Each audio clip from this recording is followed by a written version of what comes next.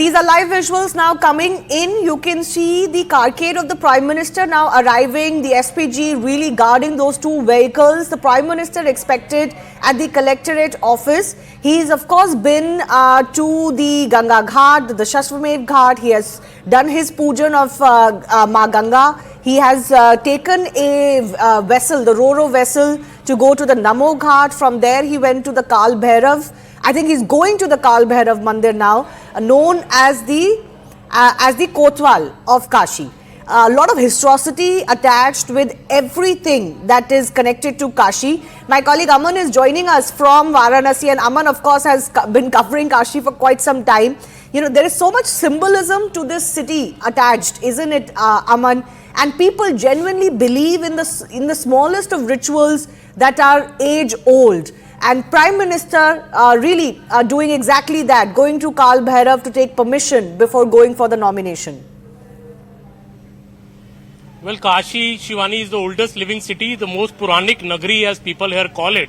And Prime Minister Narendra Modi, I think the whole Hindutva stamp today on the Prime Minister's entire program, if we see, going to worship at Ma Ganga at the Dashwamedh Ghat in the morning, taking a cruise on the river Ganga across all the ghats, passing through the Kashi Vishwanath corridor, paying his obeisance to Kashi Vishwanath Dham temple last night, and now the Prime Minister is at the Kal Bhairav temple. Kal Bhairav, considered the Kotwal of Kashi, whom Baba Vishwanath has himself appointed as the Kotwal.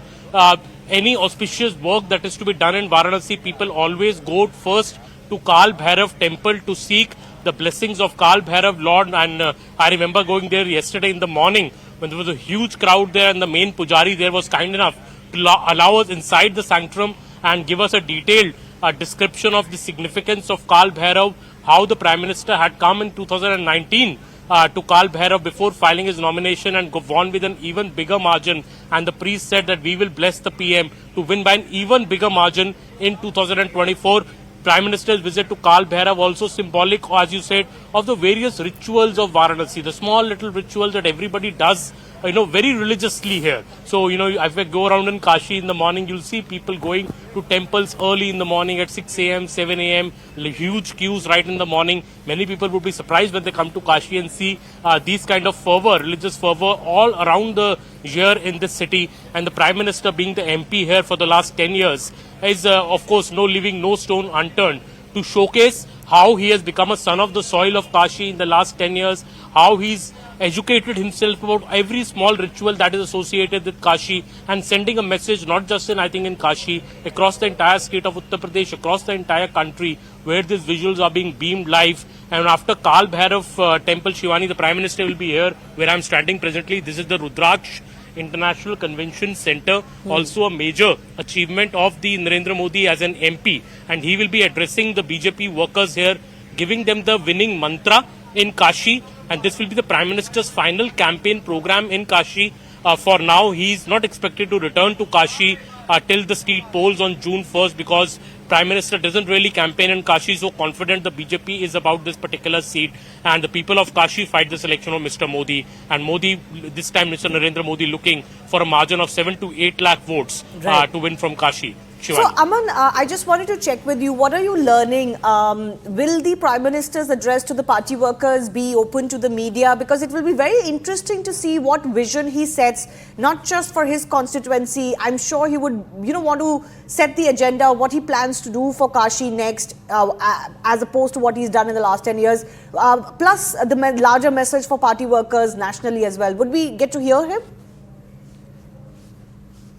We are not sure, Shivani. Right now, we are not being allowed entry inside. They're saying it's not for media. So we are waiting outside. We'll wait for that clarity. If the visuals, I'm sure, will be beamed on other platforms, but we are waiting outside right now. Entry is not being allowed, but a lot of hundreds of party workers are present inside as we speak, and the Prime Minister is expected here in about half an hour after filing his nomination. This will be his final function around 1 o'clock, we are hearing. And the message, of course, will be important. I remember in 2019, it was an open public meeting which the Prime Minister had held after filing his nomination, and that time I remember being present there, and the Prime Minister telling the people how important Kashi was. He went into the history of the city, his association with the city, why he came here for the first time, and I think quite a masterstroke for the Prime Minister to come and contest from Kashi in 2014. Many didn't expect him to leave Gujarat, but he left Gujarat. He contested 2 seats that time also, but Kashi was the seat he retained, and what a masterstroke it has proved to be, because that not just established, I think, the BJP firmly in Uttar Pradesh. BJP in that election, Shivani, because Prime Minister Modi contested from Varanasi, won 73 out of the 80 seats in UP, and since then UP has become this fortress of the BJP. I think a major factor behind this, people feel that Mr. Modi is the MP from Varanasi. After that, Yogi Adityanath became the Chief Minister. So today, I think Uttar Pradesh, many people here speak about, is the new Gujarat for the BJP. It's like a fortress where there is virtually no challenge. Virtually no challenge, Rahul, in Uttar Pradesh, and we all know why that is really important, because 80 parliamentary seats. Also, the turnaround of UP is the biggest poster for the BJP nationally for the double-engine Sarkar that they talk about. Nowhere does the double-engine Sarkar work better than it has in Uttar Pradesh. And I think that is why Yogi Adityanath himself has become a big mascot for them. Even in South states, I remember Tamil Nadu elections, Kerala elections, all over the country he's called, because he's seen as, a one who can deliver that double engine. There are 2 aspects to this, Shivani. Number one is how the BJP constructed its majorities in Uttar Pradesh, number one. And number 2, of course, the symbolism attached. Now, for a while, for about 3.5 decades, there's been a lot of work that went on to establish Uttar Pradesh as the Karma Bhumi of the Bharatiya Janata Party. It used to be parts of Maharashtra and, of course, Madhya Pradesh. At that time, these were called the central provinces. And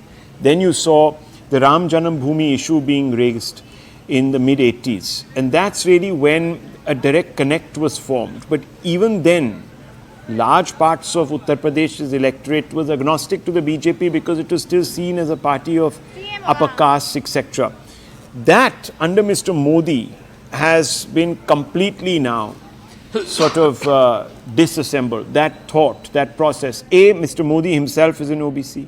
Number 2, most importantly, the party has been able to win over non-Jatavs, non-Jatav Dalits and non-Yadav OBCs. That's the Prime Minister, Rahul, just sorry to interrupt you there. The Prime Minister there making his way back from the Kal Bhairav Mandir. I think now he's going to go directly to the Collectorate office and is going to now file his nomination. Lots of people lined up, Aman, even on the sides of every street that the Prime Minister is touching. Lots of police bandobast naturally, but a lot of people who have lined up, they've made some arrangements to barricade the footpaths and the sides of the road so that the people can collect, but can collect safely.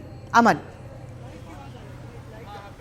Well, yes, Shivani, and this is like a festival of 2 days. I would describe it in Kashi. I met so many people who said Mr. Modi is here. We're just out to see him. Even yesterday at the road show, we were at the Gudalia Chowk for almost 4 to 5 hours, and there were people waiting along with us for all that entire duration, standing in that heat patiently to just catch a glimpse of the Prime Minister for that 3 or 4 seconds when he passed through that chowk. So it's a real fervor for Mr. Narendra Modi here. People look him up, some people calling him an avatar of the god, some people calling him as a Shankaracharya. That is the feeling sentiment I got from people speaking across yesterday at Gudalia, today at Dashwamed Ghat, or at the Kal Bhairav temple yesterday. Many people, lining up the road just to catch a glimpse of it. It is not as if Mr. Modi comes here very rarely, and that is why people are queuing up to see him. Mr. Modi has been here to Varanasi almost 50 times in the last 10 years. So every couple of months, Mr. Modi is here for a day visit, a 2-day visit. But still, I think the craze for him is very much big. And usually in politics, we see that an MP who's been an MP for 2 terms develop some kind of anti-incumbency against him. And you see parties dithering to give tickets. People have been MPs for 2 times from the same seat. In Kashi, it is completely the opposite. I think Mr. Modi's popularity is only growing by the day. People feel this is the VIP constituency. This is the constituency put on the world map by Narendra Modi by contesting as an MP from here. Aastha or Vikas, दोनों का काम हुआ है. Kashi Vishwanath corridor हो, नया ropeway हो जो वाराणसी में बन रहा है. People speak about all these things. You stop any average Kashi person on the street and ask him कि क्या काम हुआ है, and the person will rattle off achievements for the next 5 minutes. So this is the city, I think, which has adopted Mr. Modi, become an identity for Mr. Modi as well, and that is why we see this craze for Mr. Modi on literally every corner and street of Varanasi. Yeah, well, I would say this is now the primest constituency in India, bigger than other